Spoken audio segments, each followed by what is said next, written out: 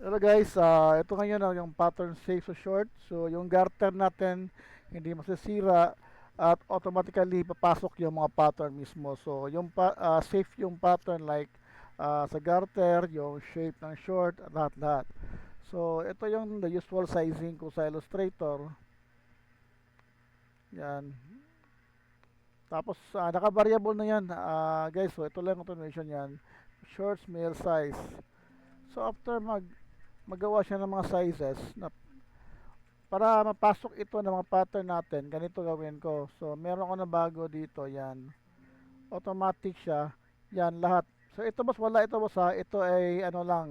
Ito yung template ko, yung 55. So, ito yon. So, pwede mo to i-delete. So, ngayon, lahat naka-pattern na. So, safe na rin. So, paano magbago ng ano, garter? So, if in case gusto niya magbago ng garter, ganito lang boss. Yan, back from the start tayo. So, gusto ko baguhin yung garter natin. So, punta lang tayo sa symbol. Yan, pasok natin garter. So, after na pasok yung garter, kunin natin yung mga kulay. Lagyan natin ng ano, yan. So, yan, gawin natin black. So, if in case may mga design siya, yan, gawin kong black. Tapos ito din, gawin kong white. So, automatically guys, lahat yan, magbabago na.